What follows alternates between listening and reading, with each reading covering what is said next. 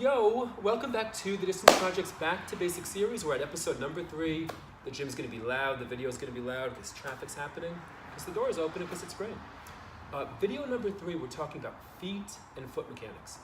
So this is JC, who's come in a lift today, and it worked out perfectly. We can kind of pull her into the video. Video number 1, diaphragm mechanics, how does the athlete breathe on the ground? Video number 2, CO2 tolerance.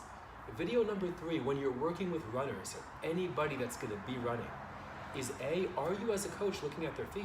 And if you are, do you notice something wrong, something that you want to help the athlete mitigate before you send them out on 10-mile runs and 20-mile runs? Do you notice bunions developing? Do you notice a collapsed arch of the foot? So the first thing we do is we get our athletes barefoot, and we're going to pull on our other coach, his cameraman here. We get them barefoot, we take a look at their feet. Now, there's nothing to notice or note about JC's feet, right? We're looking at the position of the toes, we're looking at the arch of the foot. You run into an athlete, you say there's nothing wrong, nothing to address at the foot. We're going to say, can you stand on one leg? We're going to put a 20-second clock on. Running is a single leg sport. Every single step of this movement that we call running is me on one leg.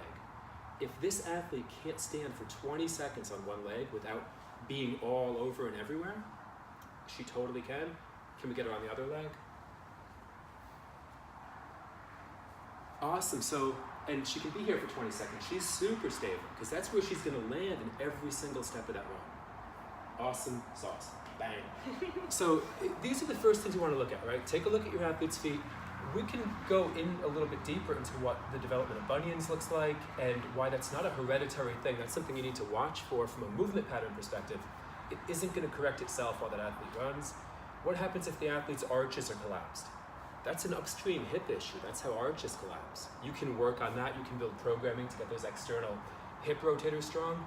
What if the athlete can stand on their right leg like a boss, they get on their left one and the world stops and they fall over? They're not going to be able to buffer the load and the force of their running without it ultimately taking a toll up at their pelvis, low back, and hips. So that's how we approach the basics of the next step, which is going to be teaching running biomechanics, teaching the movement. We're asking, are we teaching it on a foundation that's strong and sturdy, or do we have some additional work to do? So signing out, getting ready to coach classes, and enjoy the gorgeous day.